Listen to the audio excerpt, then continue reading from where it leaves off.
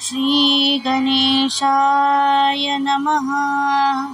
नकुरे मना क्रोध हा खेदकारी, नकुरे मना कामना विकारी, नकुरे मना लोभ हा अंगीकारू, नकुरे मना मत्सरू दंभ भारू।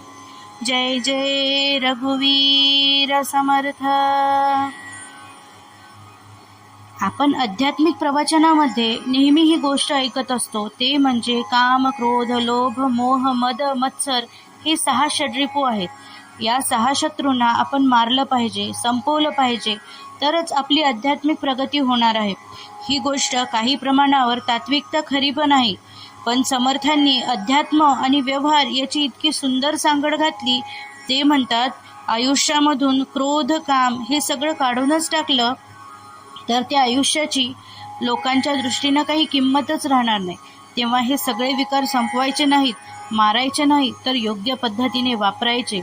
अशा पद्धतीचे मार्गदर्शन या ठिकाणी समर्थ करतात.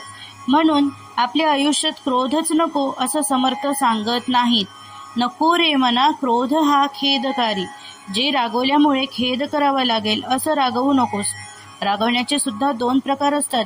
मी नापास झालो, मला इतका राग आला की मी माझी सगळी वह्या पुस्तकं फाडून टाकली, हाही रागाचं स्वरूप आहे. आणि मी नापास झाल्यावर मला इतका राग आला की मी कसा नापास झालो म्हणून मी असा अभ्यास केला की पुढल्या वर्षी पहिलाच आलो. ही रागाचं स्वरूप आहे. पण हा राग कसा आहे? हा हितकारी आहे, हा खेदकारी नाहीये.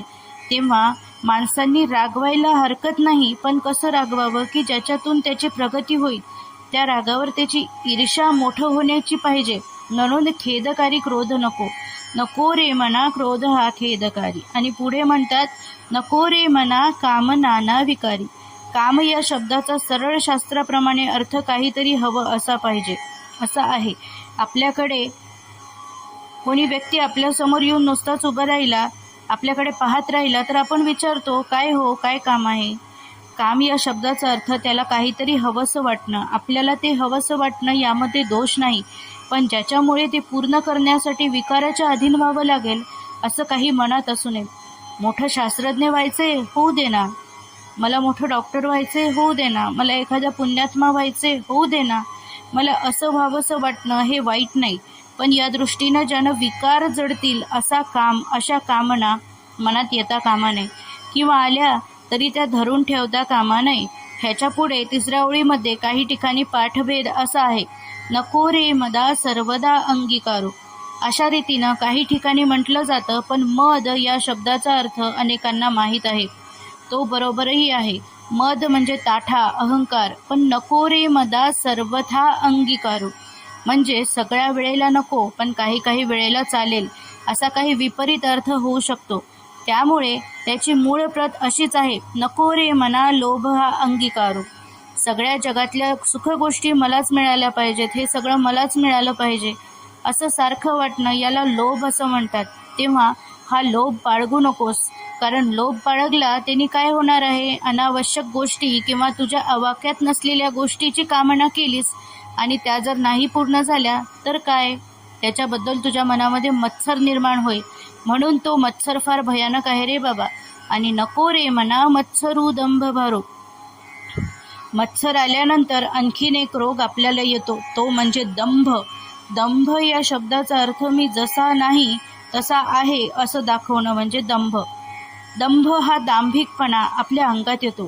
तेव्हा हे काम, क्रोध, लोभ, मोह हे जे काही असतील ते भगवंताच्या प्राप्तीसाठी म्हणून वापरावे. ऐहिकाच्या प्राप्तीकरिता त्याला गुंतवू नये. मग म्हणजे ते आपल्याला अहितकारक होत नाही. अशा रीतीनं 6 विकारांना उत्कृष्ट तऱ्हेनं कसं वापरावं, कसं वागवावं याचं आपल्याला मार्गदर्शन या श्लोकामध्ये समर्थ रामदास स्वामींनी केले. जय जय रघुवीर समर्थ.